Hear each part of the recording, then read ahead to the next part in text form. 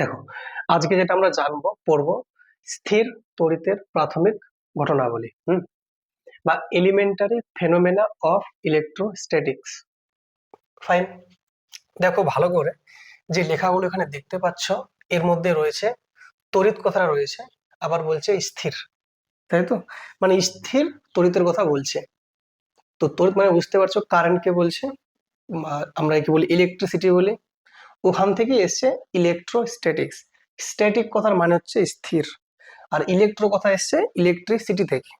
ঠিক আছে, তার মানে স্থির তড়িৎ মানে হচ্ছে ইলেকট্রোস্ট্যাটিক্স।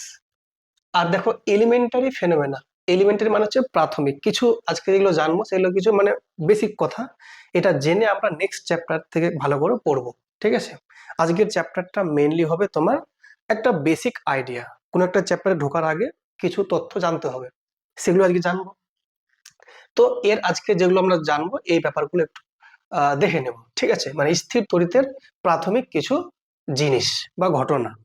তো যার মধ্যে প্রথম যেটা আমরা দেখব সেটা হচ্ছে আধান। কি বলো? আধান। ঠিক আছে, আধান, একে ইংলিশে আমরা বলি চার্জ বলি। এখন দেখতে হবে যে আধান জিনিসটা কি বা চার্জ জিনিসটা কি অ্যাকচুয়ালি। ঠিক আছে, তো এটা আগে ভালো করে বোঝো। ব্যাপারটা কিরকম বলছে যে যখন তুমি একটা চিরুনি দিয়ে মাথার যখন চুল আঁচড়াবে, ঠিক আছে, তো এবার কিছু এরকম ছোট ছোট কাগজের টুকরোকে তুমি যদি রেখে দাও, ঠিক আছে, জাস্ট ছোট ছোট টুকরোগুলোকে এখানে রেখে দাও, আর একটা চিরুনিকে মাথা আঁচড়ে যদি এখানে নিয়ে এসো, তো দেখতে পাবে যে এই কাগজের টুকরোগুলো এই চিরুনির মধ্যে আটকে গেছে, আকর্ষিত হচ্ছে। এটা তুমি বাড়িতে চাইলেই দেখতে পারো। ঠিক আছে, এমনি তুমি দেখতে পারো। এরকম ছোট ছোট কাগজগুলো যদি নাও, আমি তোমাকে দেখাচ্ছি, নাহলে তাহলে ভালো বুঝতে পারো ছিঁড়ছে কথাটা। দেখো, এটা হচ্ছে একটা কলম, দেখতে পাচ্ছ? এই কলম দিয়ে আমি মাথায় জাস্ট এমনি করছি, ঠিক আছে, আর একটু চুল আঁচড়াচ্ছি, চুল আমার ছোট আছে যদিও, ঠিক আছে, করছি। আর এইখানে কিছুগুলো আমি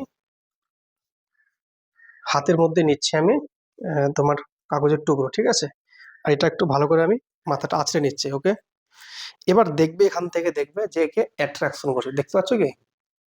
এই যে আটকে গেছে একটা, একটু ভালো করে একে আঁচড়াতে হবে, তাহলে ভালো মতো হবে। ঠিক আছে, চুলই নাই আমার যে ভালো করে আঁচড়াবো একে। ঠিক আছে, দেখতে পাচ্ছ কি অ্যাট্রাকশন হচ্ছে, এই যে উঠে যাচ্ছে, বুঝতে পারছো কি? তো এই হচ্ছে ব্যাপারটা। তো এই অ্যাট্রাকশনের কারণটা কি? তাহলে নিশ্চয়ই যখন একে আমি চুলের মধ্যে ঘষলাম, ঘষার আগে যখন তুমি একে যখন দেবে আকর্ষিত হবে না, আর যখন ঘষলাম তারপর যখন দিচ্ছে আকর্ষিত হচ্ছে। তার নিশ্চয়ই এর মধ্যে কিছু পরিবর্তন এসেছে বলে ওকে আকর্ষণ করছে। সেই পরিবর্তনটার জন্য এখানে নিশ্চয়ই কোনো না কোনো একটা কণার সৃষ্টি হয়েছে, বা এক ধরনের এখানে কোনো না কোনো পদার্থের সৃষ্টি হয়েছে। পদার্থ বলবো বা কণা বলতে পারি। সেই কণাগুলোর নামই হচ্ছে আধান বা চার্জ। তাহলে বুঝতে পারছো ব্যাপারটা? তাহলে তাহলে যে পেন, যেমন এই পেনটা আছে, মনে করো এই যে মার্কারটা আছে, মার্কারটা আছে, এই মার্কারটাকে আমি কোথাও ঘষিনি, তা এই মুহূর্তে কোনো এখানে কোনো চেঞ্জেস নাই, এটা হচ্ছে নর্মাল অবস্থা। এবার একে আমি কি করলাম, কোথাও ঘষলাম, ঘষার পর এখানে কিছু চেঞ্জেস আসবে, মানে পরিবর্তন আসবে। সেই পরিবর্তনের ফলে এখানে কিছু নতুন কণার আবির্ভাব হবে, ঠিক আছে, বা এক ধরনের কণার সৃষ্টি হবে। সেই কণাগুলোর নামই হচ্ছে চার্জ বা আধান। কথা বোঝা গেল? তাহলে আধান কি জিনিস বোঝা গেল তাহলে ব্যাপারটা। তাহলে এটা হচ্ছে এক প্রকার কণার সৃষ্টি হচ্ছে, বা নতুন একটা ধর্মের সৃষ্টি হচ্ছে, যার জন্য একটা আকর্ষণ কাজ করছে। ওকে, তো এটার নামই হচ্ছে, আমরা কি বলছি, আধান বলছি। ঠিক আছে, তাহলে এই ঘর্ষণের ফলে তাহলে কি হয়, আধান তৈরি হয়। তা আমরা বলতে পারি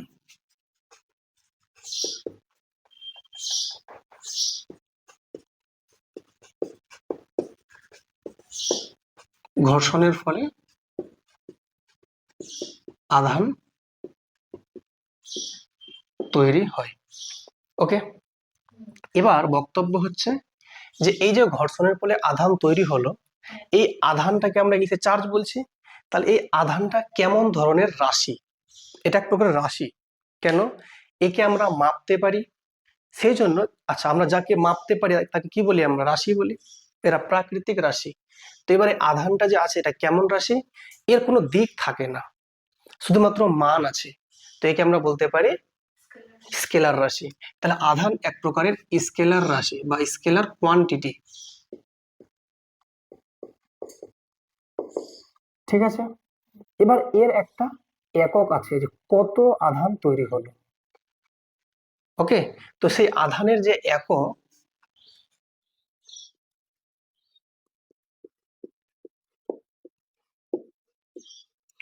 তো তোমরা জানো যে একক দু রকমের হয়, একটা হচ্ছে সিজিএস আর একটা হচ্ছে এসআই। তো যেটা হচ্ছে এসআই একক সেটা হচ্ছে কুলম্ব। ঠিক আছে, কি কুলম্ব, একে লেখা হয় সি দিয়ে, ক্যাপিটাল সি, সি মানে কুলম্ব, এটা হচ্ছে আধানের একক। তো আরেকটা আছে একক, এটা হচ্ছে সিজিএস। তো যেটা আছে সিজিএস সেটার নাম হচ্ছে কুলম্বই হবে, কিন্তু আগে একটা কথা থাকবে স্ট্যাট কুলম্ব। কি বলো, স্ট্যাট কুলম্ব, স্ট্যাট সি বা স্ট্যাট কুলম্ব। এই যে সি মানে তো কুলম্ব জানো, ঠিক আছে, আর বাংলায় লিখলে এটা লিখতে পারো স্ট্যাট কুলম্ব।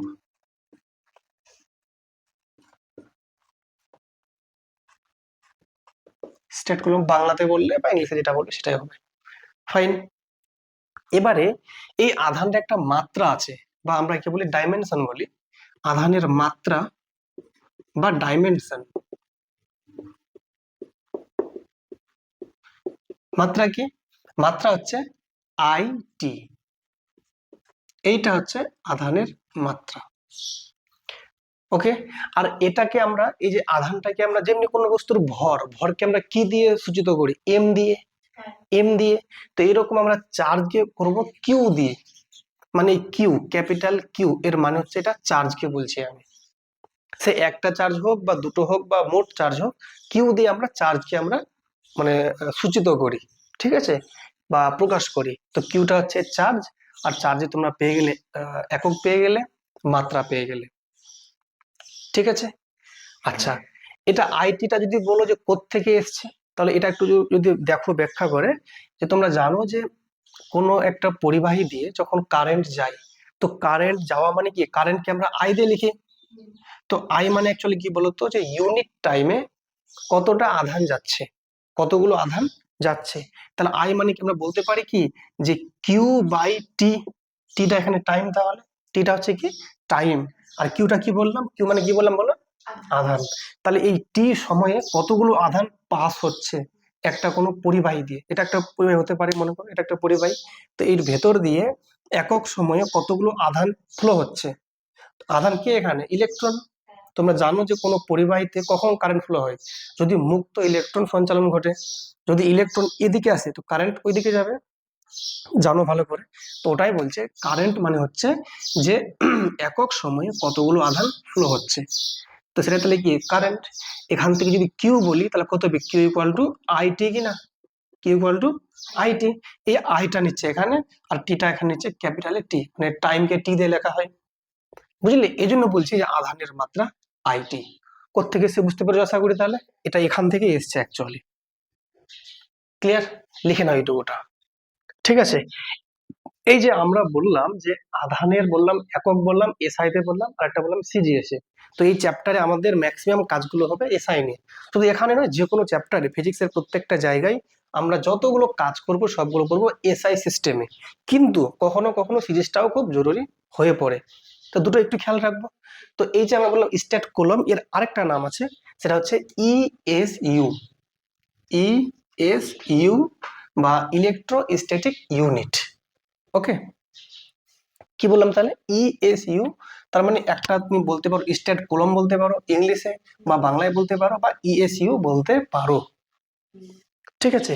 তো এবার গল্প হচ্ছে, তাহলে যেই এককটা বড়, মানে দেখো কুলম্বটা বড় একক আর এটা ছোট একক, যদি কোনো একটা বড় একককে ভাঙি তাহলে এগুলো কি অনেকগুলো পাবো নিশ্চয়ই। তাহলে আমি যদি বলি যে 1 কুলম্ব, এর মানে কতগুলো হবে স্ট্যাট কুলম্ব, অনেকগুলো হবে নিশ্চয়ই, না মানে কম হবে বেশি হবে, কারণ এটা হচ্ছে বড় ইউনিট, এটা ছোট ইউনিট। একটা বড় ইউনিটকে মানে 1 ইউনিটকে, 1 কুলম্বকে যদি ভাঙি, তো আমি অনেকটা বেশি মাত্রায় পাবো। তো কত পাবো? 3 × 10⁹ ESU, মানে 3-এর পরে 0 হবে 9টা, মানে এতগুলো তুমি ESU ইউনিট পাবে 1 কুলম্বকে ভাঙালে। কিন্তু এতগুলো সংখ্যা আমার লেখার জায়গা নাই, তাই আমরা 10⁹ লিখলাম। তাহলে কি বললাম? 1 কুলম্ব মানে হচ্ছে 3 × 10⁹ ESU।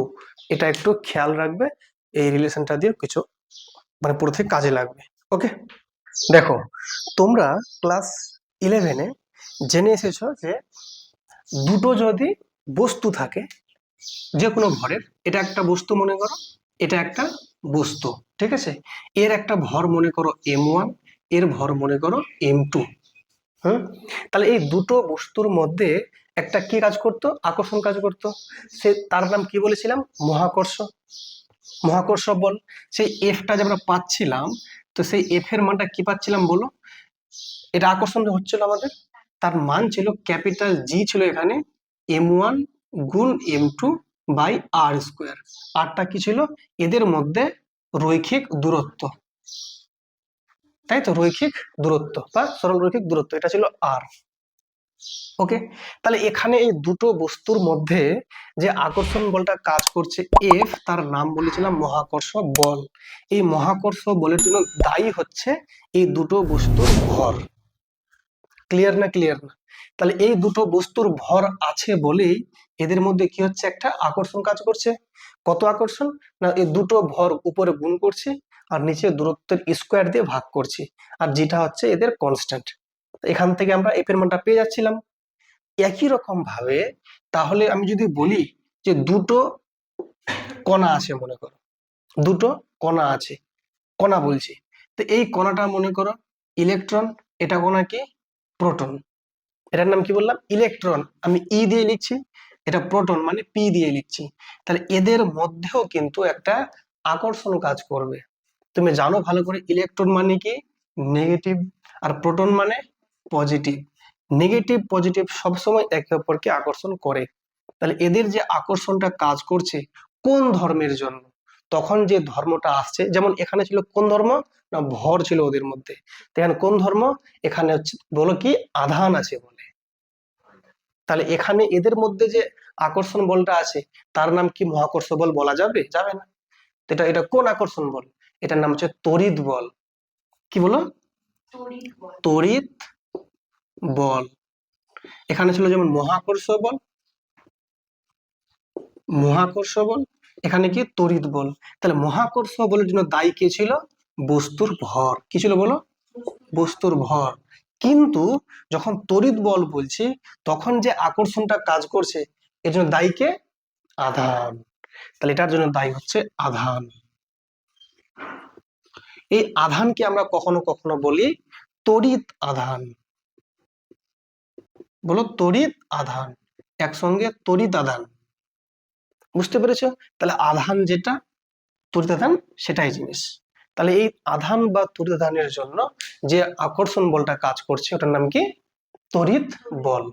এবার বক্তব্য হচ্ছে এই তড়িৎ বলটা যে আকর্ষণ হবে সবসময় এমনটা কিন্তু ব্যাপার নয়, কখনো কখনো বিকর্ষণ হতে পারে। কেন?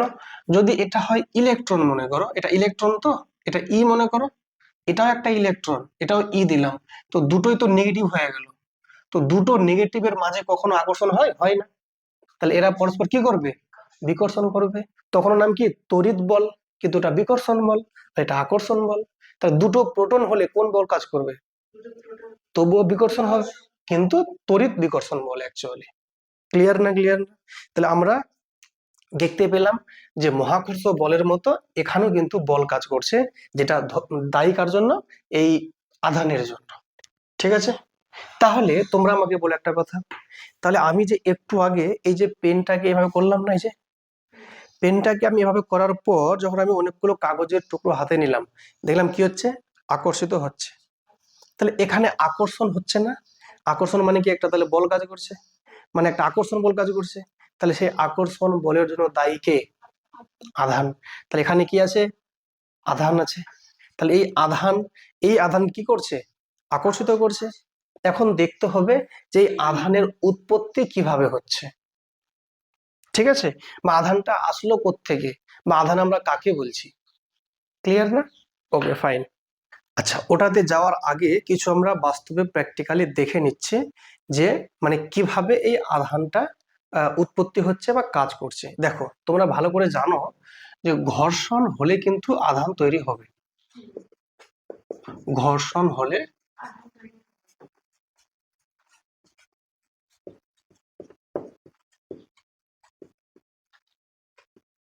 আধান উৎপন্ন হয়, ঠিক আছে? তো এটার একটা তোমরা দেখবে প্রাকৃতিক একটা দৃষ্টান্ত, প্রাকৃতিক নয় মানে মানুষ উদাহরণ একটা দেখতে পাবে, যে দেখবে যে সমস্ত গাড়িতে দেখবে যে আহ, তেল আসে, যেগুলো তেল বহনকারী গাড়ি, তেল বহনকারী গাড়ি। কোন তেল বহনকারী? যেই তেলগুলো দেখবে পাম্পের আসে না, পাম্পে যে তেলগুলো আসে মানে গোল আকারে থাকে, তো দেখবে সেই যে গাড়িটা আছে তো সেই গাড়ির ভেতরে তেলটা রাখা আছে ভেতরে ট্যাঙ্কের ভেতরে।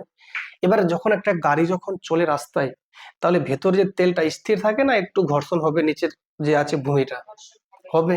কারণ কন্টেনারটা যে আছে, এই কন্টেনারের ভেতরে যে আছে তেলটা রাখা আছে, তাহলে সেই তেলটা যে এখানে আছে, যখন গাড়িটা যখন মুভমেন্ট করবে, এই গাড়িটা যখন চলাচল করবে, তাহলে এই তেলের সঙ্গে নিশ্চয়ই এই ভূমির কি হবে, একটা ঘর্ষণ হবে।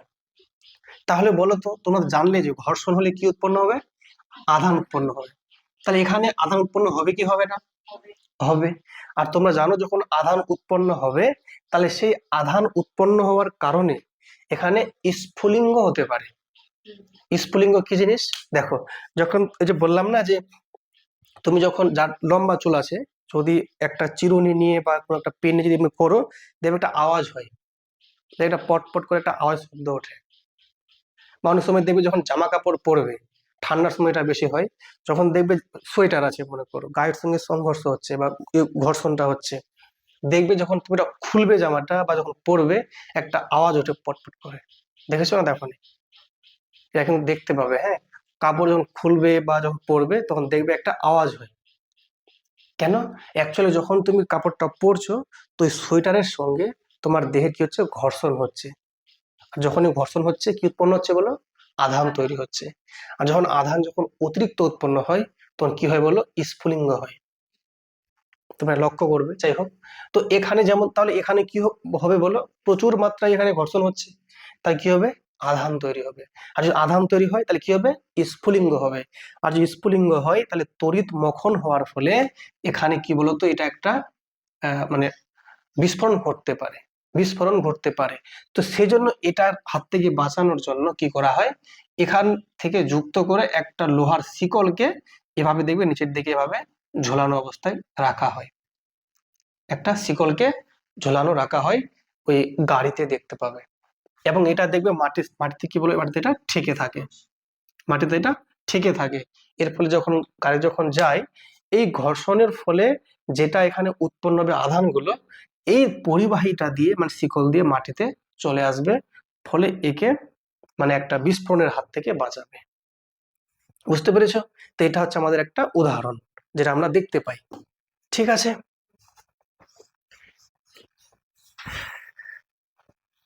এবার আমরা দেখে নেব যে এই যে ঘর্ষণের ফলে যে আধান উৎপন্ন হলো, সেই আধান কত রকমের হতে পারে। আধান হচ্ছে দুই রকমের, একটা হচ্ছে ধনাত্মক আধান, আরটা হচ্ছে ঋণাত্মক আধান।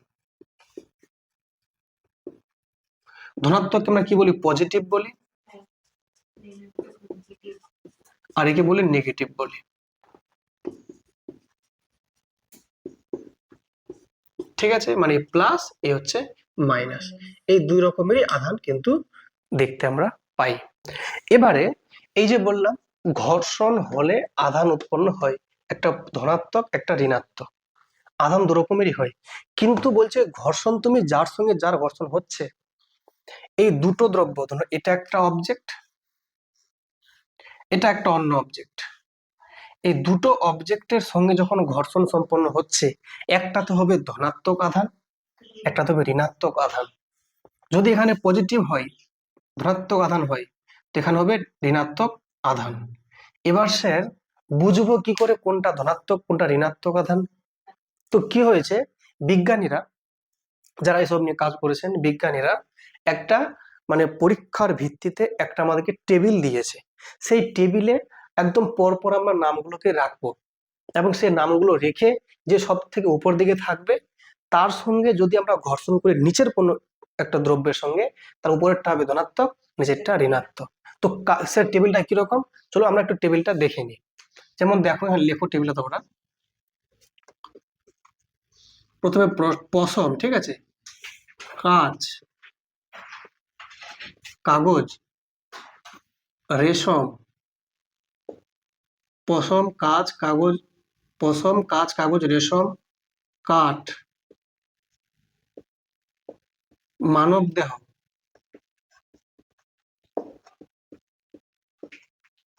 ধাতব পদার্থ,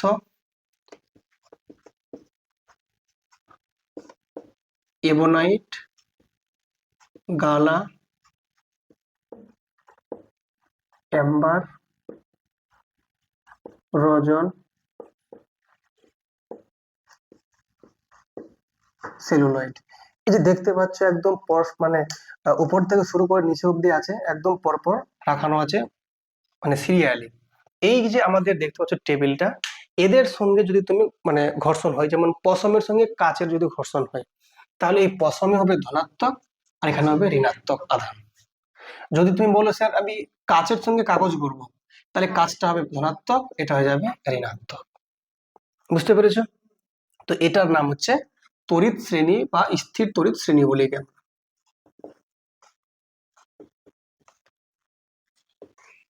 ঠিক আছে, কেন বলি শ্রেণী, কারণ যেহেতু পরপর একদম রাখা আছে ক্রমিক নাম্বার অনুযায়ী। ঠিক আছে, তো যে প্রথমের নাম যার আগে আসবে সে ধনাত্মক, আর যে পরে আসবে সে ঋণাত্মক। ঠিক আছে, খুব মন দিয়ে বোঝো। দেখো কি বললাম, যখন আমি একটা নিয়েছিলাম চিরুনি, কি ছিল একটা চিরুনি, আরেকটা আছে মনে করো কাগজের টুকরো।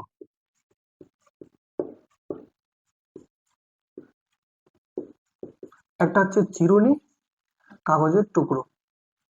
বলো আমি কাকে ঘষেছিলাম? চিরুনিকে ঘষেছিলাম। তাহলে একে যখন ঘর্ষণ করলাম, তার মানে নিশ্চয়ই এর মধ্যে কি উৎপন্ন হয়েছে, আধান উৎপন্ন হয়েছে। তাহলে এখানে আধান আছে, সে ধনাত্মক হোক বা ঋণাত্মক হোক, আধান আছে এখানে। একে আমি কোথাও ঘষেছিলাম? না। তাই আধান আছে কি? না। যখন এর মধ্যে আধান নেই, তো একে আমরা বলবো অনাহিত বস্তু। আর এর মধ্যে যেহেতু আধান আছে, একে বলবো আহিত বস্তু।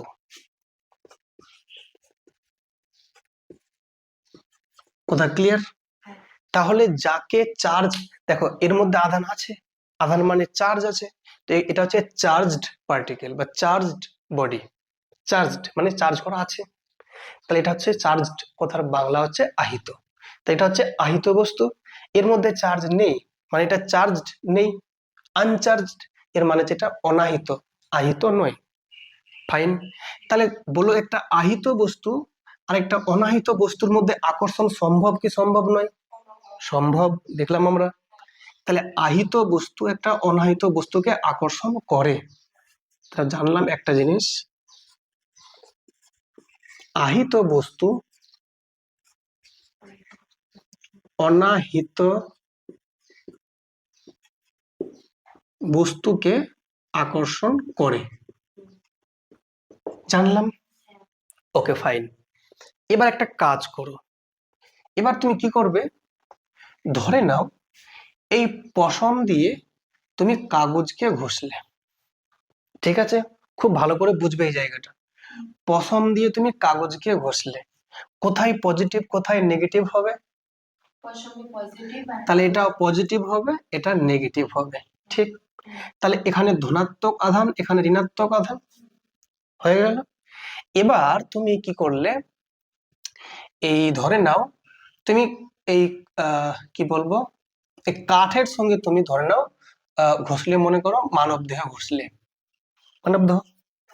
তাহলে কাঠের সঙ্গে যদি মানব দেহ ঘষা যায়, তাহলে বলো কাঠে কি হবে, আর এখানে নেগেটিভ। তাহলে এই রকম অবস্থায় মানে দুটো কি ঘষলাম, এর সঙ্গে এটা ঘষেছি, এর সঙ্গে এটা ঘষেছি, এরকম অবস্থায় আমি কাগজের সঙ্গে কাঠকে কাছে নিয়ে আসবো, আকর্ষণ করবে কি করবে না? করবে। কেন? এটা কি আছে? এটা কি আছে? তাহলে আকর্ষণ হবে সম্ভব। তাহলে বলো এ চার্জ না আনচার্জড? চার্জ। চার্জ আছে তো, চার্জ থাকলে চার্জ, চার্জ না থাকলে আনচার্জ। তো বলো এ চার্জ না চার্জ নয়? চার্জ। কোন চার্জ? ধনাত্মক না ঋণাত্মক? ঋণাত্মক। তাহলে এও চার্জ, ধনাত্মক। মানে এ আহিত, এ আহিত। তাহলে দুটো আহিত বস্তু পরস্পরকে আকর্ষণ করবে কি করবে না? কখন? যদি বিপরীত আধান থাকে। তাহলে বলতে পারি দুটি আহিত বস্তু পরস্পরকে আকর্ষণ করে কখন? যখন তাদের বিপরীত আধান থাকে।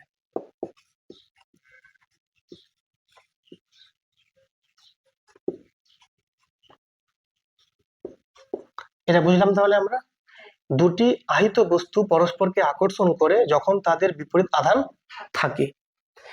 আবার আহিত বস্তু অনাহিত বস্তুকে আকর্ষণ করে, দেখলাম, এর আগে দেখলাম। এবার বলো আমাকে, এই কাগজটা,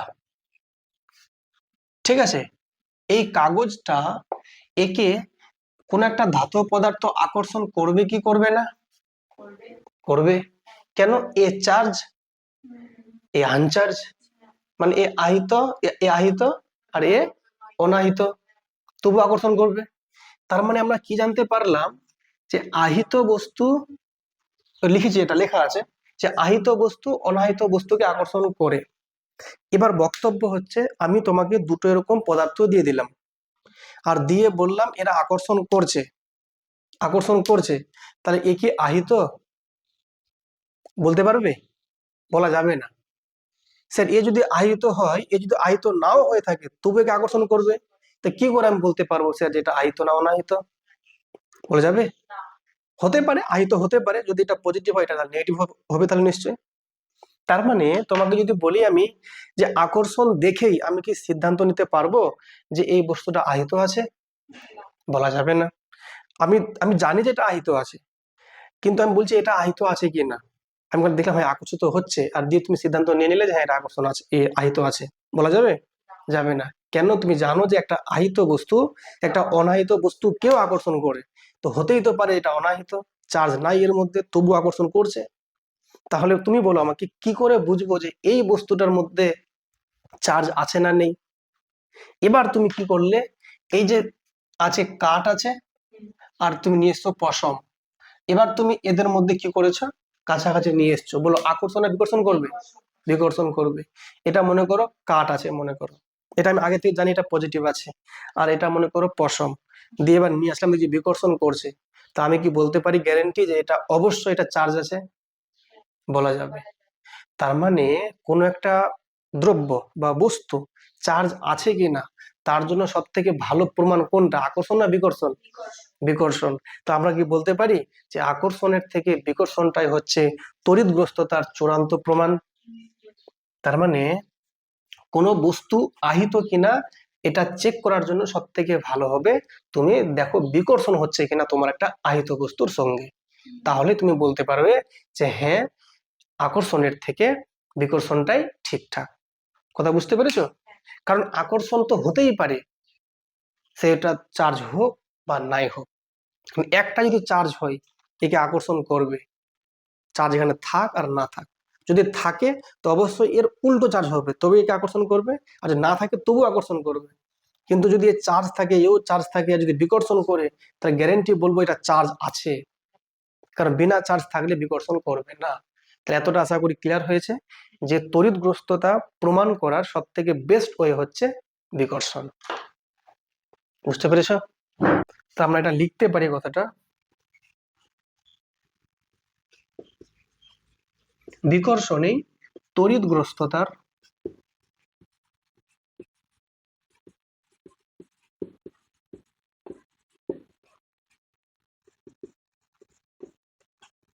চূড়ান্ত প্রমাণ। এবার আমরা যেটা দেখবো সেটা হচ্ছে তড়িতের ইলেকট্রনীয় ব্যাখ্যা।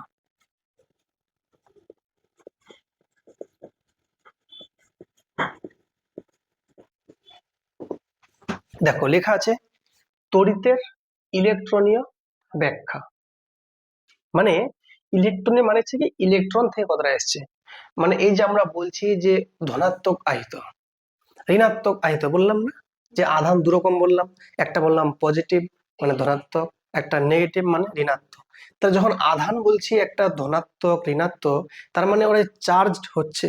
তাহলে একটা তাহলে কি বলো, মানে ধনাত্মক চার্জ, একটা ঋণাত্মক চার্জ, বা ধনাত্মক আহিত ঋণাত্মক আহিত। তো এটা কিভাবে সম্ভব হচ্ছে, মানে আমরা একটু ভেতরে গিয়ে দেখব। মানে আমরা তো বললাম যে হ্যাঁ, পশমের সঙ্গে আমি যখন এই যে বললাম পশম আছে, এটা কাজ আছে, আমি কি বললাম এদের সঙ্গে আমি কি বললাম রাবিং করলাম মানে ঘষলাম। তো রাবিং করার পর আমি কি বললাম যে হ্যাঁ এটা হচ্ছে ধনাত্মক আধানে আহিত হচ্ছে, আর এটা হচ্ছে ঋণাত্মক আধানে। কোত্থেকে পেলাম এটা, ওই যে বললাম যে আমাদের শ্রেণীটা পেলাম, পরীক্ষালব্ধ শ্রেণী, সেখান থেকেই বলছে যে পশমটা হবে ধনাত্মক আধানে আহিত আর কাজটা হবে ঋণাত্মক আধানে আহিত। এখন দেখব এটা কেন হচ্ছে বা ভেতরে কিভাবে এটা সম্ভব হচ্ছে। ওকে, কি হচ্ছে তোমরা জানো যে দেখো পশম তো একটা কি একটা পদার্থ মানে একটা বস্তু, কাঁচ একটা বস্তু। এই বস্তুটা যদি ভাঙি তো ওর মধ্যে কি আছে, পরমাণু আছে, ওর মধ্যে ইলেকট্রন আছে, প্রোটন আছে, আর কি আছে, নিউট্রন আছে। তো আমি যদি এই পশমকে নিয়েই ভাবি, তো পশমের একটা যে কোনো আমি কি নিলাম পরমাণু। তাহলে তোমরা জানো যে এই যে একটা পরমাণু আছে, এর মধ্যে কি আছে বলো, ভেতরে ভেতরে আছে নিউক্লিয়াস, আর এর ভেতরে কি আছে প্রোটন, আর কিছু আছে নিউট্রন। এরা প্রোটন এরা নিউট্রন। আর চারদিকে যে কক্ষপথ গুলো আছে, এই কক্ষপথে কারা আছে, ইলেকট্রন আছে। কারা আছে বলো, ইলেকট্রন আছে। এরকম চারদিকে ইলেকট্রন গুলো ঘুরছে। ওকে, এখন বক্তব্য হচ্ছে যে এই ঘর্ষণের ফলে কিভাবে এটা মানে ধনাত্মক আধানে আহিত হচ্ছে। তো শোনো মন দিয়ে, এটা কাঁচ, এটা কাঁচের একটা মনে করো এটা হচ্ছে তোমার গিয়ে নিউক্লিয়াস, আর এটা হচ্ছে প্রোটন, এটা নিউট্রন, অনেকগুলো আছে। তো মনে রাখবে যতগুলো এখানে ভেতরে ইলেকট্রন আছে ঠিক ততগুলো এখানে প্লাস প্রোটন আছে। ইলেকট্রন হচ্ছে মাইনাস, ই হচ্ছে মাইনাস, আর পি হচ্ছে কি প্লাস। যতগুলো থাকে ইলেকট্রন এই নিউক্লিয়াসের চারদিকে কক্ষপথে, নিউক্লিয়াসের ভেতরে ঠিক ততগুলো কি আছে প্রোটন আছে। এর ফলে কি হচ্ছে, এরা সাম্যাবস্থায় আছে, সমান সমান সংখ্যায় আছে। যদি প্লাস এবং মাইনাস সমান থাকে তাহলে এখানে কোনো রকম চার্জের অস্তিত্ব থাকবে না, মানে একে অপরকে প্রশমিত করছে। এর ফলে কি হচ্ছে, এটা পুরোটা একটা নিউট্রাল বস্তু। এর ফলে যে কোনো বস্তুকে হাত দিলে আমরা কারেন্টে লাগি না। এর একটা দ্রব্য, তাহলে এর হাত দিচ্ছে কারেন্ট লাগছে কি, লাগছে না। কেন, কারণ এর মধ্যে প্রোটন আর নিউট্রন কি আছে, সরি প্রোটন আর ইলেকট্রন কি আছে, সমান আছে। এর ফলে কি হচ্ছে, কোনো রকম চার্জ এখানে থাকছে না এক্সট্রা। আর এটা যেহেতু কাঁচ আছে মনে করো, তো এখানে কি হচ্ছে, এখানে এরকম এটা যেহেতু পরমাণু আছে, চারদিকে এমনি কক্ষপথ আছে, আর কক্ষপথে কারা ঘুরছে, ইলেকট্রন গুলো ঘুরছে। এরা হচ্ছে ইলেকট্রন। ঠিক আছে, আমি জাস্ট একটা এক্সাম্পল হিসাবে নিচ্ছি এভাবে। হ্যাঁ, তো এটা হচ্ছে তাহলে পশম, আর এটা হচ্ছে কাঁচ।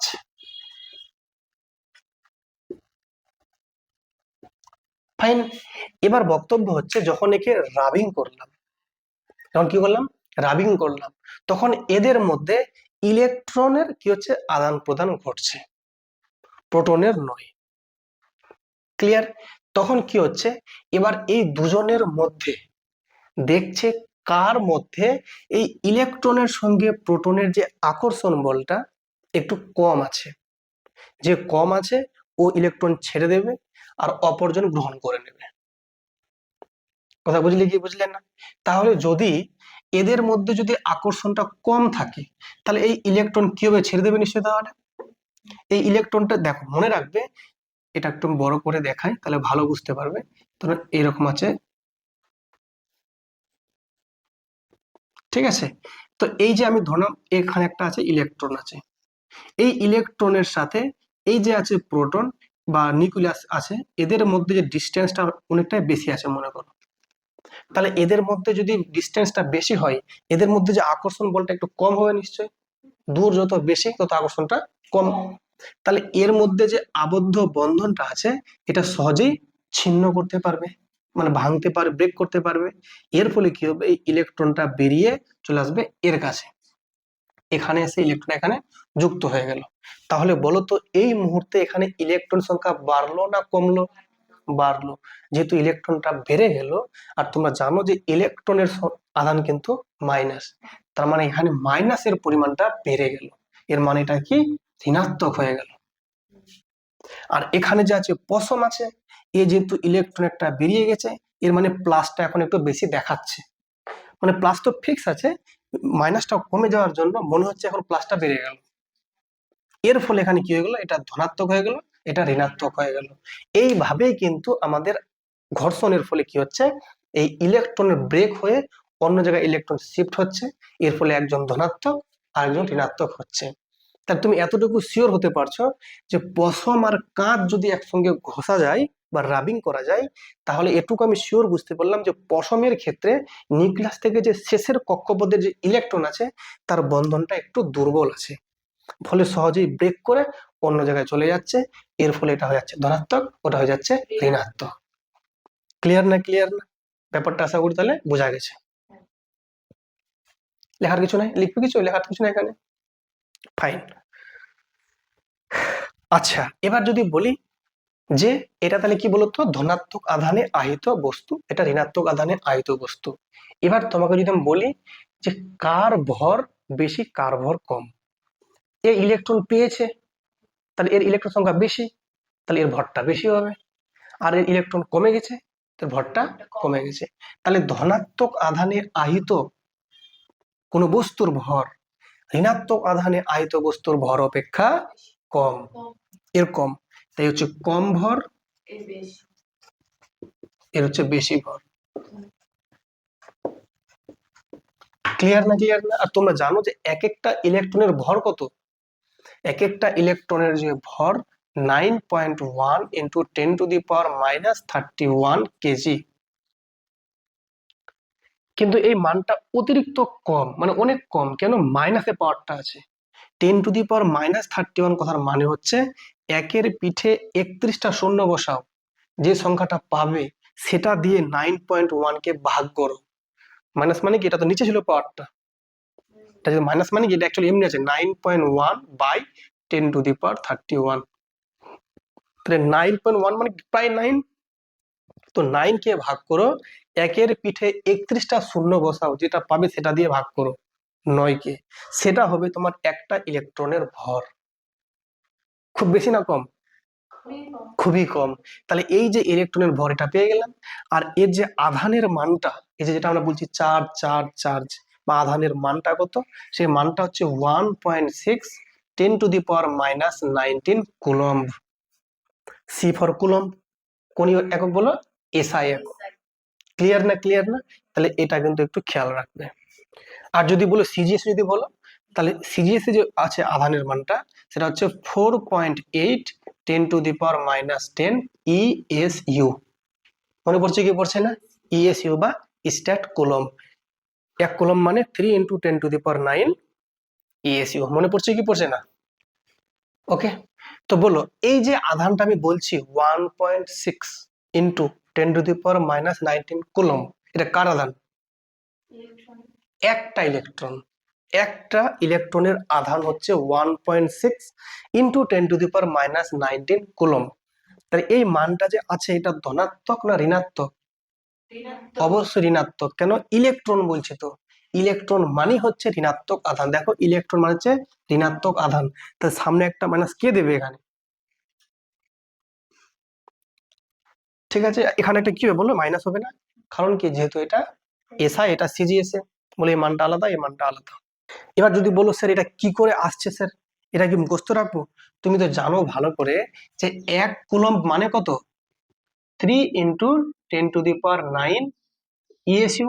মনে পড়ছে কি পড়ছে না? তুমি এটা আজকেই জানলে যে এক কুলম্ব মানে 3 × 10⁹ ইএসইউ। কিন্তু এখানে আমি দেখলাম যে ইলেকট্রনের যে আধান কত আছে 1.6 10⁻⁻19 কুলম্ব। যদি এটাকে আমি নিয়ে যাই স্টেট কুলম্বে নিয়ে যাই, মানে স্টেট কুলম্বে নিয়ে যাই বা ইএসইউ তে নিয়ে যাই, এক কুলম্ব যদি এত হয় তো এত কুলম্ব কত হবে? জাস্ট গুণ করে দেবো তাহলে। তাহলে 1.6 10⁻⁻19 গুণ 3 × 10⁹ ইএসইউ হয়ে যাবে নিশ্চয়। তো দেখো ভালো করে, 3 দিয়ে যদি গুণ করো 1.6 কে, তো 16 দিনে 48 মানে 4.8। আর দেখো 10⁻⁹ আছে, এখানে +9 আছে। তো মনে রাখবে চিহ্ন আলাদা হলে কি করি আমরা, বিয়োগ করি। তো 19 থেকে যদি 9 বাদ দিই তাহলে 10 হয়ে যাবে, 19টা বড় মাইনাস। দেখো 4.8 10⁻⁻10 ESU। তাহলে মুখস্থ রাখতে হবে কি, রাখতে হবে না, কারণ যেহেতু আমি এখানে জানি আমাদের যে সম্পর্কটা 1 কুলম্ব মানে 3 × 10⁹ ESU। দেখো এবারে যেটা জানবো সেটা হচ্ছে আধানের কোয়ান্টায়ন।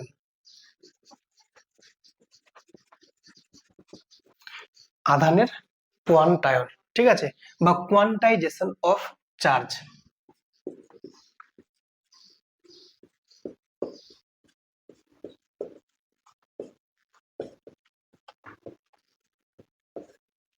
ওকে, খুব মন দিয়ে বুঝবে ব্যাপারটা।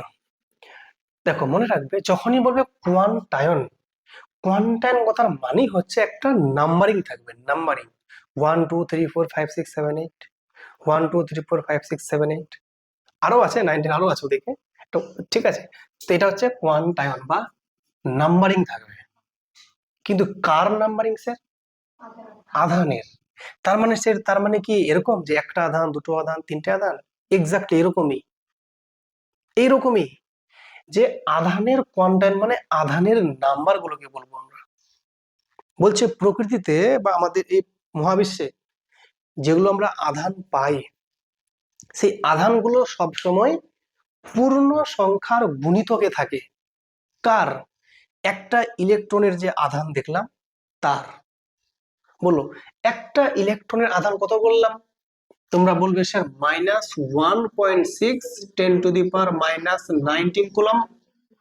তাহলে এটা হচ্ছে একটা আধানের মান, মানে একটা ইলেকট্রনের মান, কারণ আধান মানই তো ইলেকট্রনকে বলছে আলটিমেটলি। তাহলে এটা যদি একটা আধানের মান হয় স্যার, বা একটা ইলেকট্রনের মান হয়, আধানের মান, চার্জের মান, তাহলে স্যার এই মহাবিশ্বে যতটা মোট আছে আধান আছে বা যত আধান রয়েছে এই এই মহাবিশ্বে বা প্রকৃতিতে, তো বলছে সেই আধানের যে পরিমাণটা হবে এর সবসময় পূর্ণ সংখ্যার গুণিতক। মানে কি স্যার, মানে আধানের পরিমাণটা 1.6 × 10⁻⁻19 আছে, তো এটা হতে পারে, কিংবা হতে পারে 2 × 1.6 10⁻⁻19, বা হতে পারে 3 × 1.6 × 10⁻⁻19, বা 4 × এটা, বা 5 × এটা, বা 100 × এটা, 1000 × এটা। কিন্তু সারে আসবে না স্যার, 4.5 × এটা আসবে না। কেন? সারে মানে কি, ওটা পূর্ণ হচ্ছে কি আর হচ্ছে না। তাহলে এই যে সংখ্যাটা আছে এটা কতটার মান? একটা আধানের মান। এর সঙ্গে গুণ হতে পারে কত? 1 হতে পারে, 2 হতে পারে, 3 হতে পারে, কিন্তু 3.5 হবে না, বা 4.5 হবে না। ক্লিয়ার না? ক্লিয়ার না? এটাকে আমরা কি বলছি? পূর্ণ সংখ্যার কোয়ান্টায়ন। তো বলতো এটা আমরা কি, এটাকে লিখি আমরা দিয়ে লিখি তো নাকি, দিয়ে লিখি। তাহলে বলছে মোট যদি চার্জের যে পরিমাণটা, কিউ দিয়ে লিখি আমরা চার্জকে, তো কিউ মানে চার্জের যে পরিমাণ বা আধানের যে পরিমাণ, সেটা অবশ্যই হবে, কিন্তু এন গুণ। পাশে বলে দেবে এন এর কি পরিচয়, এনটা হলো পূর্ণ সংখ্যা। এনটা কি? পূর্ণ সংখ্যা। কথা বুঝলে? এবার স্যার এটা যদি প্রোটন হয় তবু তো ওটাই আধান, কিন্তু তাহলে কি হবে, তখন প্লাস হবে। একটা প্রোটন, ওটাও তো একটা কণা, তো একটা প্রোটনের আধান কত? ওটাই আধান 1.6 10⁻⁻19 কুলম্ব, কিন্তু ওটা প্লাসে। আর যদি ইলেকট্রন বলি তাহলে কিসে? মাইনাসে। তাহলে একটা আধান তো প্লাসও হতে পারে, দেখলাম আমরা ধনাত্মক আধান, ঋণাত্মক আধান। যদি ধনাত্মক আধান হয় তাহলে প্লাস সাইন ঠিক আছে, আর ঋণাত্মক হলে মাইনাস। তাহলে প্লাসও হতে পারে, মাইনাস হতে পারে। তাই কিউ ইকুয়াল টু হয়ে যাচ্ছে plus minus N E. Fine. এইটা কোনটা? এটা কিছু না, এই যে এটা মাইনাস, সরি 1.6 10⁻⁻19 কুলম্ব। ওকে, তাহলে আমরা জেনে গেলাম আধানের কোয়ান্টাম কি জিনিস। তোমরা সিম্পলি বলবে প্রকৃতিতে যে সমস্ত আধান আমরা পাই সেই সমস্ত আধানের যে মোট পরিমাণটা একটা ইলেকট্রনের যে আধান তার পূর্ণ সংখ্যার গুণিতক হয়। এবারে আমরা একটু দেখব এই যে আধানের যে পরিমাণটা বললাম, যে কিউ এর যে মানটা বলছি, সে ধনাত্মক হোক বা ঋণাত্মক হোক, এন ইন্টু ই হবে, মানে এই মানটা সবসময় পূর্ণ সংখ্যার গুণিতক হবে, সে হোক যদি একটা হয় বা দুটো হবে, আড়াইটা হবে না, সাড়ে তিনটা হবে না, মানে সবসময় গোটা গোটা থাকবে আধান, মানে ভাঙাচোরা আধান হয় না। ঠিক আছে, তাহলে স্যার এই যে আধানগুলো দেখতে পাচ্ছি, এই আধানগুলো যখন আমরা পর্যবেক্ষণ করি বা যখন দেখি, তখন যদি স্যার আমি স্থির অবস্থায় থাকি, তখন যে আধানের যে পরিমাণটা এন ই মনে করো, বা এন এর মান ধরো 2 মনে করো, তো কটা আছে আধান? দুটো।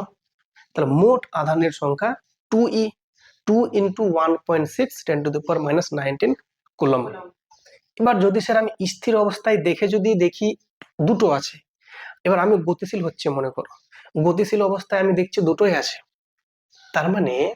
তার মানে মোট যে আধানের পরিমাণটা, সে তুমি গতিশীল হও আর তুমি স্থির থাকো, ও কি ডিপেন্ড করবে কারোর উপরে? ডিপেন্ড করবে না, ও ফিক্স মানে ফিক্স। তাহলে আধানের যে মোট পরিমাণটা কি বললো? সবসময় ফিক্স, স্থির, বাড়বেও না কমবেও না। কেন? কারণ হচ্ছে এখানে এ কোন রকম রেফারেন্স ফ্রেম বা নির্দেশ তন্ত্রের উপর নির্ভরশীল নয়, সে বস্তু গতিশীল হোক বা স্থির হোক। তার মানে আধানের যে মোট পরিমাণ নির্দেশ তন্ত্রের উপর নির্ভর করে না। স্যার কাকে বলে নির্দেশ তন্ত্র? নির্দেশ তন্ত্র মানে হচ্ছে যার সাপেক্ষে আমরা দেখছি। কথা বুঝলে কি বুঝলে না? নির্দেশ তন্ত্র মানে হচ্ছে যার সাপেক্ষে আমরা দেখছি। তাহলে কি বলবে? যে আধানের পরিমাণ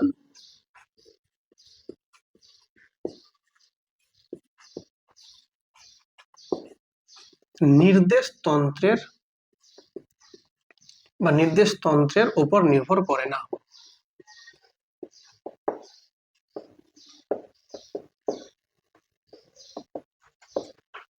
ক্লিয়ার? বা নির্দেশ তন্ত্র নিরপেক্ষ হয়েছে।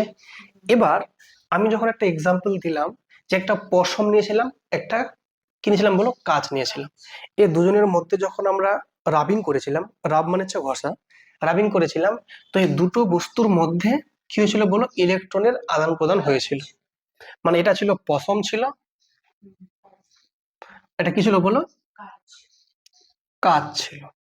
ঠিক, এ হয়েছিল কি ধনাত্মক, ঋণাত্মক হয়েছিল। কেন? কারণ এখান থেকে একটা ইলেকট্রন ছুটে এখানে গেছিল, বলে এর ইলেকট্রনটা কমে প্রোটনটা বেশি দেখাচ্ছিল, আর এর প্রোটনের থেকে ইলেকট্রনটা বেড়ে গেছে বলে একে নেগেটিভ দেখাচ্ছে। নেগেটিভ মানে ইলেকট্রনের আধানটা বেশি তাই, আর পজিটিভ মানে কি? এখানে প্রোটনের আধানটা বেশি তাই ইলেকট্রনের তুলনায়। জেনেছিলাম এটা, এটার নাম পশম কাঁচ। এখন বক্তব্য হচ্ছে, তাহলে এইটাকে আমি ধরো এই যে পুরো যে সিস্টেমটা, সিস্টেম মানে কি বলছি আমি? এই যে একটা পশম এবং কাঁচ, এই দুটোকে আমি এমন জায়গায় রেখেছি যে যাদের সঙ্গে বাইরের কোনো অবজেক্টের স্পর্শ নেই, টাচ নেই। কেন স্যার টাচ নেই? যদি টাচে থাকতো, ধরো অন্য একটা, ধরো কোনো একটা অবজেক্ট এমনি টাচে আছে মনে করো, যদি টাচে থাকতো, তাহলে এখানকার আধানের সঙ্গে কি হতে পারতো? আদান প্রদান হতে পারতো। কারণ তোমরা জানো যে আকর্ষণ বিকর্ষণ ঘটে আহিত আর অনাহিতর মধ্যে, সেজন্য আমি টাচে আমি রাখছি না। তাহলে এরা এখন কি বলতো? বিচ্ছিন্ন না? এরা এখন বিচ্ছিন্ন বাইরের জগৎ থেকে, একে বলছি বিচ্ছিন্ন বা আইসোলেটেড বা কোয়ারেন্টাইন। ঠিক আছে, তাহলে এই বিচ্ছিন্ন বা আইসোলেটেড, এটা কি একটা বস্তু? এটা একটা বস্তু, তো এটা কি বস্তু সংস্থা একসঙ্গে আছে যেহেতু, তাহলে বিচ্ছিন্ন বস্তু সংস্থার মধ্যে এখানে যে আধানটা ওখানে গেছে, মানে একটা ইলেকট্রন গেছে, তাহলে এখানে যেমন একটা একটা হচ্ছে নেগেটিভ আধান, তো এখানে একটা পজিটিভ আধান, তাহলে মোট কতগুলো আধান? দুটো। তাহলে এ ঋণাত্মক আরে ধনাত্মক। তাহলে আধানের পরিমাণটা ফিক্স না কম বেশি আছে? ফিক্স। তা আমরা এটাই বলতে পারি যে একটা বিচ্ছিন্ন বা আইসোলেটেড বস্তু সংস্থার মধ্যে আধানের যে মোট পরিমাণ, সেটা হচ্ছে নির্দিষ্ট বা ধ্রুবক। তা আমরা এটাই বলতে পারি যে এটা তাহলে আধানের সংখ্যাটা পরিবর্তন হতে পারে না, বা আধানটা অপরিবর্তনীয়। এটাই হচ্ছে আধানের নিত্যতা সূত্র। কি বলো? নিত্যতা সূত্র। তাহলে আধান তাহলে নিজের নিত্যতা সূত্র মেনে চলে কি চলে না? মেনে চলে। কেন না? কারণ দেখলাম বিচ্ছিন্ন সংস্থার মধ্যে মোট যে আধানের পরিমাণটা নির্দিষ্ট, কমেও না বাড়েও না। যেহেতু স্থির থাকে তাই বলতে পারি আধান নিত্যতা সূত্র মেনে চলে।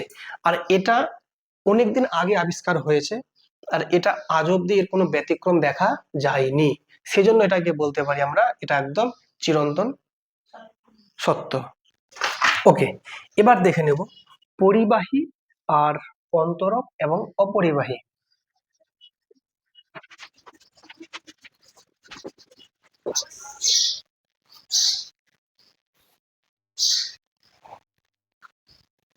দেখো, পরিবাহী কি জিনিস?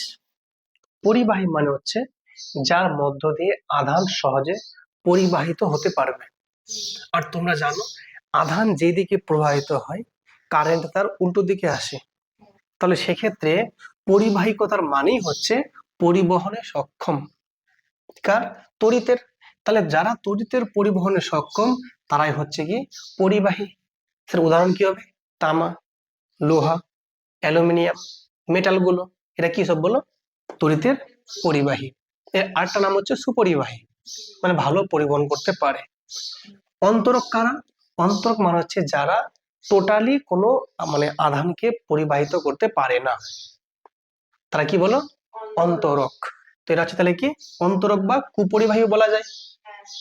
কুপরিবাহী বলা যায়, যেমন প্লাস্টিক কুপরিবাহী, কাগজ কুপরিবাহী। ঠিক আছে, অর্ধ পরিবাহী। দেখো ভালো করে, পরিবাহী আছে কিন্তু বলেছে অর্ধ। অর্ধ মানে কি এই না পরিবাহী না অন্তরক, দুটোর ঠিক মাঝামাঝি, এই জন্য বলছে অর্ধ পরিবাহী। জার্মেনিয়াম, সিলিকন, সেলেনিয়াম, এরা হচ্ছে উদাহরণ কার? অর্ধ পরিবাহী। মানে এদের মধ্যে যে কারেন্টটা আমরা পাবো সেটা দেখবো কি বলো, মানে খুব বেশিও না আবার খুব কমও না, মানে একদম মিডিয়াম লেভেলে। ঠিক আছে, বা মিডিয়ামের থেকে কম কিন্তু বেশি যাবে না, এটা হচ্ছে কি অর্ধ পরিবাহী। বুঝে গেলে?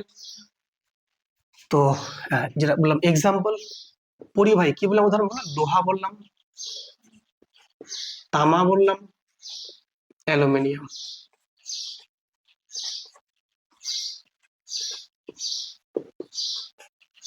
অন্তরক কারা বললাম? প্লাস্টিক,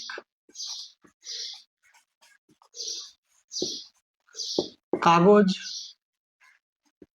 ইত্যাদি। অর্ধপরিবাহী কি বললো? জার্মেনিয়াম, সিলিকন,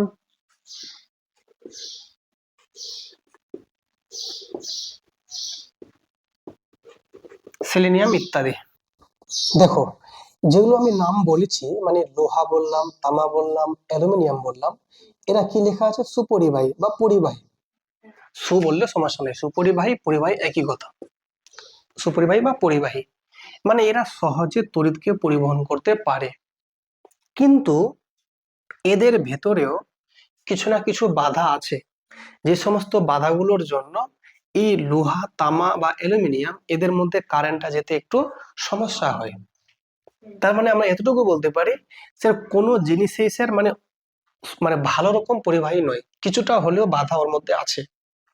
কিন্তু যদি তুমি তাপমাত্রাকে লো করো, মানে ভেরি লো টেম্পারেচার, তাহলে সেক্ষেত্রে বাধার পরিমাণটা অনেকাংশে কমে যায়। যেমন অ্যালুমিনিয়ামের ক্ষেত্রে যদি বলি, -272 ডিগ্রি সেন্টিগ্রেড তাপমাত্রায়, মানে তাপমাত্রা অনেক লো, এটা একদম বাধা থাকে না বললেই চলে, মানে দ্রুত হারে কারেন্ট ফ্লো করে, তখন তার নাম বলছি আমরা অতি পরিবাহী। কি বলো? হ্যাঁ, অতি মানে কি? অতিরিক্ত, মানে কারেন্টটা যাবে কিভাবে? অতিরিক্ত ভাবে যাবে। তাহলে এই অ্যালুমিনিয়াম যে বললাম অতি পরিবাহী রূপে আচরণ করে, কখন? যখন তাপমাত্রা -272 ডিগ্রি সেন্টিগ্রেড। বুঝতে পেরেছ? এটা শুধুমাত্র অ্যালুমিনিয়ামের ক্ষেত্রে আমরা দেখতে পাচ্ছি প্রযোজ্য, যে -272 ডিগ্রি তাপমাত্রায় অতি পরিবাহী রূপে আচরণ করছে, তখন বাধার পরিমাণটা প্রায় নেই বললেই চলে।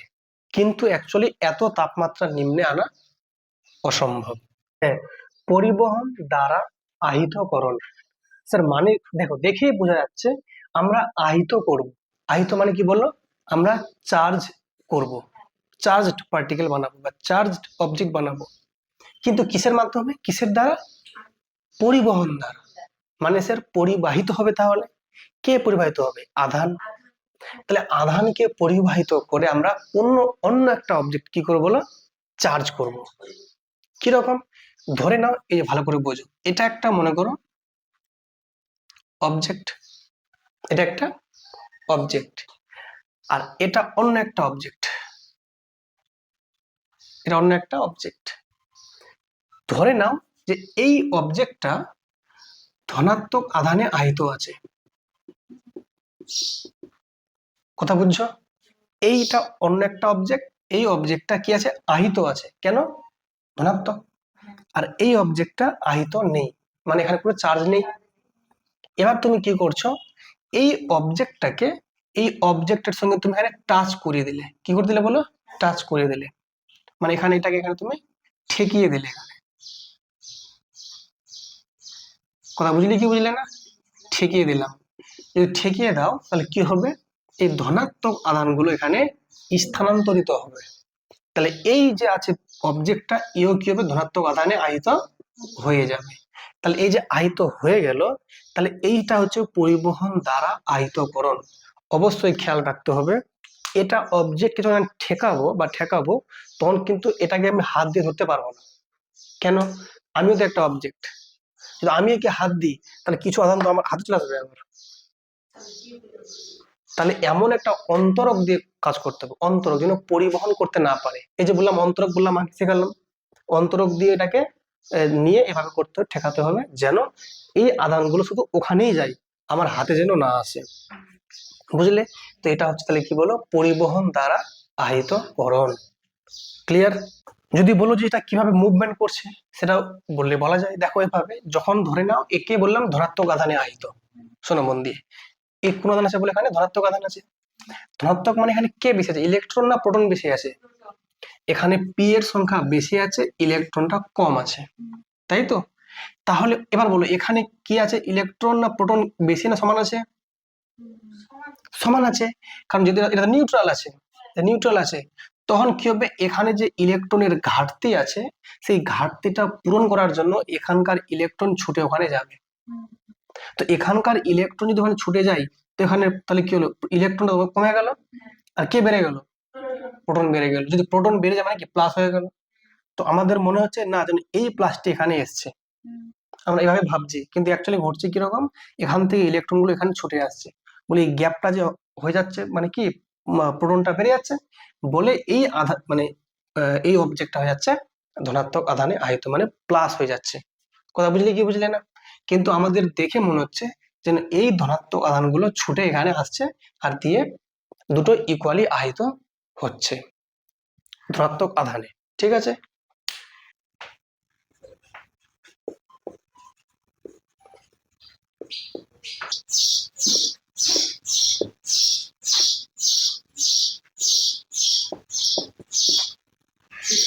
দেখো, স্বর্ণপত্র তড়িৎ বীক্ষণ। আগে বলো আমাকে, অণুবীক্ষণ কি জিনিস? যন্ত্র। ঠিক বলেছ। যদি অণুবীক্ষণ একটা যন্ত্র হয়, তাহলে তড়িৎ বীক্ষণ কি হবে? এটা একটা যন্ত্র তাহলে। Very good. তাহলে এটা একটা পুরোটা যন্ত্র, এটা একটা যন্ত্র, তাই তো? এই যন্ত্র দিয়ে আমরা কি করব? আগে বলো আমাকে, যে অণুবীক্ষণ দিয়ে তোমরা কি কাজ করো? অণুর মতো সাইজের কোনো বস্তুকে দেখতে পাও। তাহলে স্যার, যন্ত্র এই যে বলছে স্বর্ণপত্র তড়িৎ বীক্ষণ, তার মানে নিশ্চয়ই তড়িতের মতো কোনো একটা ব্যাপারকে নিয়ে আমরা তাহলে পর্যবেক্ষণ করব। মানে এখানে তড়িৎ তো দেখা যাবে না, তো অণুকে দেখা যাবে, তড়িৎ কি দেখা যাবে? দেখা যাবে না। তাহলে তড়িতের আমরা দেখব আছে না আছে, মানে নেই ওখানে, মানে তড়িতের উপস্থিতি দেখবো আমরা, মানে আধান দেখবো ওখানে, আধান আছে কিনা নেই। তাহলে অণুবীক্ষণ যেমন অণু দেখতে সাহায্য করে, তড়িৎ বীক্ষণ তড়িৎ দেখতে সাহায্য করবে। এর মানে তড়িৎ আছে না নেই। তাহলে কোন একটা অবজেক্ট, এই অবজেক্ট আহিত আছে না অনাহিত আছে কি করে চিনবো? তো আমরা অবশ্যই একবার আগে দেখলাম যে অন্য একটা অবজেক্টকে নিয়ে যদি আমরা কি করে যদি দেখি বিকর্ষণ হচ্ছে, তাহলে বলতাম যে হ্যাঁ এটা ছিল মানে আহিত ছিল, ওটা একটা পেলাম। কিন্তু এটা একটা যন্ত্র দিয়ে দেখবো আমরা, মানে একটা সিঙ্গেল অবজেক্টকে আমরা দেখবো যন্ত্র দিয়ে যে এর মধ্যে আধান আছে নাকি নেই। ক্লিয়ার? ওকে। তো এবার দেখতে হবে যন্ত্রটা দেখতে কেমন হয়। ঠিক আছে? এই যন্ত্রটা আমি একটু আঁকার চেষ্টা করি। হ্যাঁ,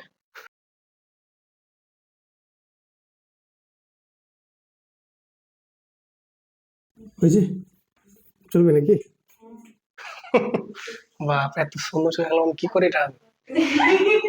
জি, মানতে পারছে না ব্যাপারটাকে। হুম, হ্যাঁ, তো আমি তো লাস্ট থেকে দেখি মাথার পর ব্যথা।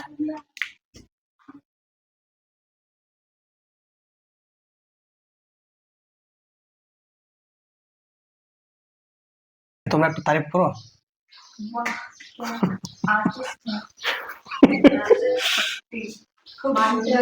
হ্যাঁ।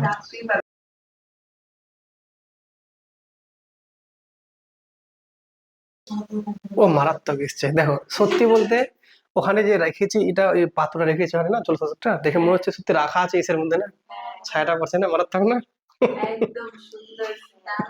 ওকে ফাইন, আচ্ছা ঠিক আছে, thank you, thank you, thank you, thank you. দেখো, তো যেটা আমরা জানছিলাম সেটা হচ্ছে স্বর্ণপত্র তড়িৎ বীক্ষণ, তাই তো? দেখো, স্বর্ণ কেন বলছে? স্বর্ণ মানে সোনা, গোল্ড। আর পত্র মানে হচ্ছে পাতা, মানে সোনার তৈরি পাত আছে, অ্যাকচুয়ালি পাতা মানে পাত। কোন দুটো? এই যে একটা এদিকে আছে, একটা এদিকে আছে না, এই দুটো হচ্ছে সোনার পাত। আমি নাম দিয়েছি দুটো এল দিয়ে, ঠিক আছে? আর দেখো লেখা আছে স্বর্ণপত্র দুটো আছে, মানে এটাও আছে এটাও আছে। ওকে, হ্যাঁ। কিন্তু এই পাত দুটো অত্যন্ত হালকা, খুবই হালকা, একদম খুব সূক্ষ্ম পাত আছে, খুবই হালকা আছে, ঠিক আছে?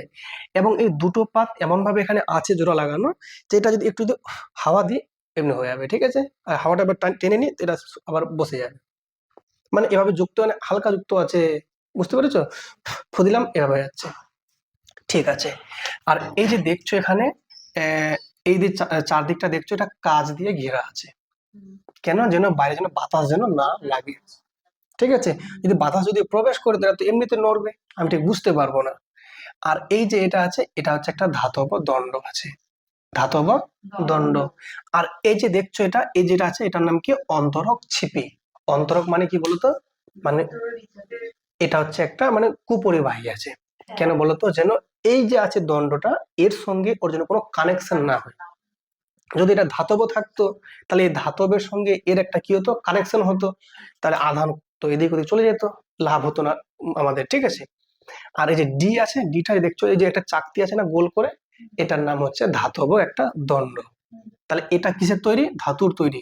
এটা ধাতু, এটাও ধাতু, তো এটা সোনা দিয়ে তৈরি। ফাইন।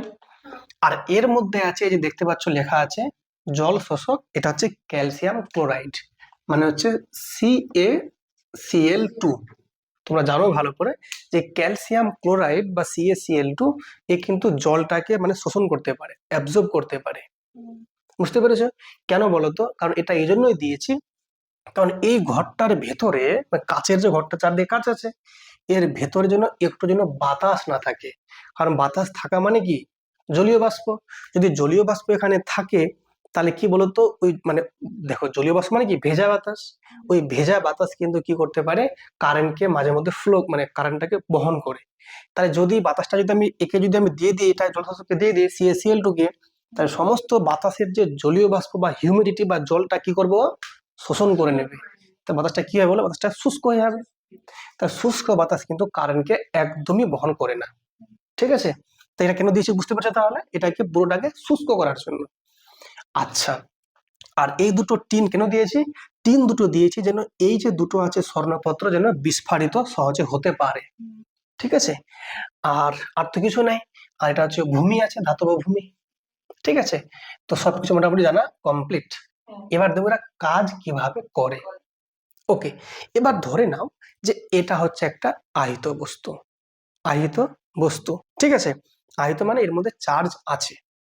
কোন চার্জ আমি জানি না, সে ধনাত্মক হোক বা ঋণাত্মক, কিন্তু চার্জ আছে। এবার কি করলাম? এটাকে আমি একটা অন্তরক দিয়ে ধরলাম। কি দিয়ে বলো? অন্তরক দিয়ে ধরলাম। এইটা এখন মনে করো অন্তরক, মনে করো এই অন্তরকটা আমি ধরে, চার্জ আছে কিন্তু, হ্যাঁ, দিয়ে এমনি ঠেকিয়ে দিলাম। কোথায় বলো? ধাতব দণ্ডের উপর ঠেকিয়ে দিলাম।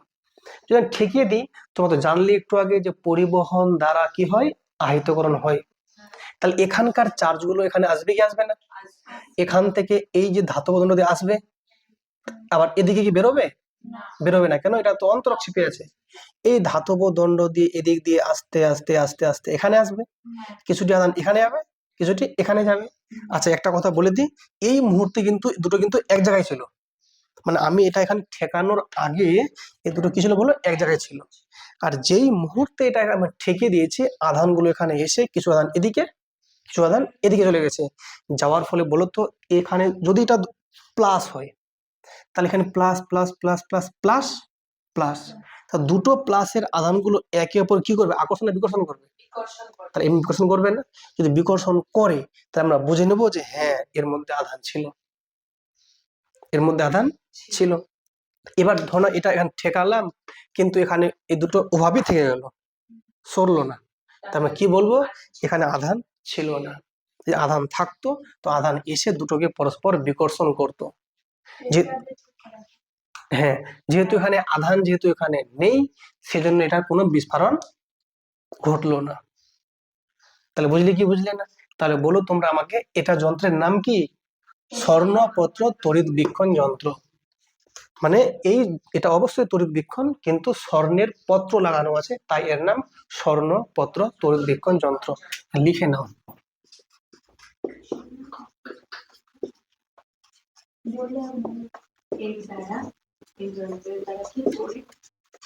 এই যন্ত্রের দ্বারা কোনো একটা মানে অবজেক্টের বা বস্তুর মানে আহিত আছে না অনাহিত আছে, সেটা আমরা প্রমাণ করতে পারি, বা এর মধ্যে আধান আছে না নেই, এটা আমরা প্রমাণ করতে পারি। এর মানে মোদ্দা কথা, আধানের অস্তিত্ব আমরা দেখি তড়িৎ বীক্ষণ যন্ত্রের সাহায্যে। বুঝতে পেরেছো? শোনো, তাহলে এই যে যেটা দণ্ড আছে ভেতরে, দুদিকে দুটো পত্র রাখা আছে, যখন এখানে কোনো টাচ আমি কিছু করছি না, তো সেই মুহূর্তে এ দুটো কিন্তু একসঙ্গে থাকছে যুক্ত অবস্থায়, জাস্ট টাচ হয়ে থাকছে। যেমনি কোনো আধান দিচ্ছে, এটা কি হচ্ছে, দ্রুত এটা বিস্ফোরিত হচ্ছে। কিন্তু তাহলে বলো তো, এর মাধ্যমে আমরা কি করলাম, আমরা চেক করে দেখলাম যে কোনো রকম যন্ত্রের মধ্যে বা কোনো একটা বস্তুর মধ্যে আধান আছে নাকি নেই। এবার ধরে নাও যে এই বস্তুর মধ্যে অনেকগুলো আধান আছে, আধানের সংখ্যা অনেক বেশি আছে। এই অনেক বেশি আধান যদি তুমি হুট করে এখানে নিয়ে যাও, ঠিক আছে, তাহলে কি বলতো, তাহলে অনেকগুলো আধান এখানে আসবে। আর বেশি মাত্রায় আধান যখন নিচে নেমে যখন এখানে আসবে, এদের মধ্যে যে বিকর্ষণটা প্রচুর মাত্রায় হবে।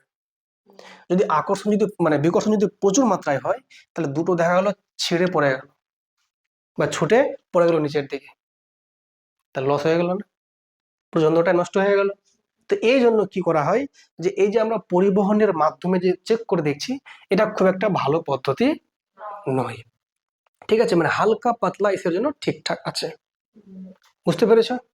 ওকে। এবার ধরে নাও, শোনো মন দিয়ে শোনো, এবার ধরে নাও এই যে আছে আমাদের স্বর্ণপত্র দুটো আছে, তাহলে এরকম এরকম অবস্থায় যখন আমি এখানে ঠেকিয়ে রেখেছি, দুটোর মধ্যে কি হচ্ছে, বিকর্ষণ হচ্ছে। যদি এর মধ্যে আধানের পরিমাণ বেশি মাত্রায় থাকে, তুমি এটা যদি সরিয়েও নাও, তবুও দেখবে এটা বিস্ফোরিত অবস্থায় আছেই। কেন? এখানে এতগুলো আধান আছে যে আধানগুলো ওখানে অনেকক্ষণ ধরে থেকে যাচ্ছে। এর ফলে কি হচ্ছে বলো, দুজন পরস্পর কি থাকছে বলো, বিস্ফোরিত অবস্থায় থাকছে। এবার বক্তব্য হচ্ছে, যদি তুমি বলো স্যার এটাকে আমি আবার স্যার নর্মাল নিয়ে আসবো, মানে এভাবে উঠে আসে, তো এটা আমি চাইছি যে যেন নর্মাল থাকে, এভাবে থাকে, কি করতে হবে? তখন তোমাকে কি করতে হবে, এইখানে তোমাকে একটা কাজ করতে হবে। তুমি নিজেও করতে পারো। কি করবে, এখানে একটা হাত রাখলে, ঠিক আছে, আর তুমি দাঁড়িয়ে আছো মাটির উপরে খালি পায়ে। তাহলে বলো তো, এখানকার সমস্ত আধানের সঙ্গে তোমার হাতের কি আছে, কানেকশন আছে। হাতটা কি আছে, অনাহিত, আর এই আহিত। তাই এখানকার আধানগুলো তোমার হাত দিয়ে বয়ে আসবে কি আসবে না? হাত দিয়ে এসে কোথায় যাবে, শরীর দিয়ে কোথায় যাবে, মাটিতে চলে যাবে। কোথায় বলো, মাটিতে।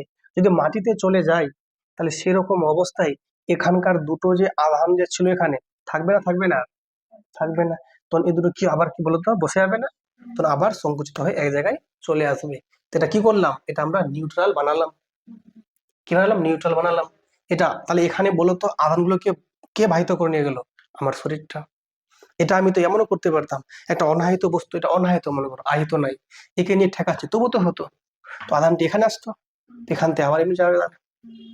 তার মানে এইটাকে যদি তুমি এই দুটো যে স্বর্ণপত্র আছে যদি কাছে আনতে চাও তা তোমাকে কি করতে হবে, এটা করতে হবে, তোমাকে কি বললো মানে আধানটি সবগুলো বাইরে বের করতে হবে।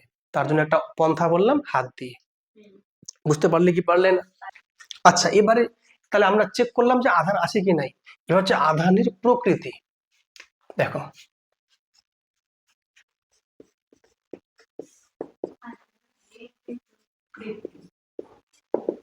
আধানের প্রকৃতি শোনো মন দিয়ে, ব্যাপারটা আগে বুঝে নাও। তোমরা বলো আমাকে, এখানে আমি একটা কি দিয়েছিলাম, ধনাত্মক আধান দিয়েছিলাম। এই যে পেনটা, এখানে কি ছিল, ধনাত্মক আধান ছিল, দিলাম। ধনাত্মক আধান দেওয়ার ফলে এই দুটোর মধ্যে কি হয়েছিল, প্রসারিত হয়েছিল। ঠিক আছে, রেখে দিলাম। এখন কি অবস্থায় আছে, প্রসারিত অবস্থায় আছে। এবার আমি কি করলাম, এটা অন্য একটা নিয়ে গেলাম আধান, মানে অবজেক্ট। এবার নিয়ে আবার ঠেকাচ্ছি, দেখলাম এটা দেখছি আরো বাড়ছে। তাহলে বলো তো এর মধ্যে কোন আধান আছে, তাহলে পজিটিভ আছে, কারণ পজিটিভ ছিল, বিস্ফারিত ছিল। আবার পজিটিভ দিচ্ছি, তাহলে আরো আধান পেয়ে আরো বিস্ফারিত হচ্ছে। তার মানে একটা বিস্ফারিত অবস্থায় থাকা সত্ত্বেও যদি আরেকটা আধান নিয়ে গিয়ে ওখানে দিই, যদি আরো বিস্ফারিত হয়, তার দুটো আধান একই ছিল, তো ওটা যদি ধনাত্মক হয় তো এটাও ধনাত্মক। এবার যদি আমি বলি যে এটাকে নিয়ে গেলাম, এটা অন্য একটা নিয়ে গেলাম, এটাকে নিয়ে যাওয়ার পর দেখলাম যতটা ছিল প্রসারিত হয়ে একটু কমে গেল। এর মানে কি, যেখানে ছিল নেগেটিভ ছিল, তার মানে মানে আগেরটার থেকে এটা উল্টা আছে বলে আকর্ষণের জন্য এটা কমে যাচ্ছে। ক্লিয়ার না? ক্লিয়ার না? তাহলে আমরা কিন্তু আধানের প্রকৃতি জানতে পারছি যে ধনাত্মক নাকি ঋণাত্মক। ক্লিয়ার?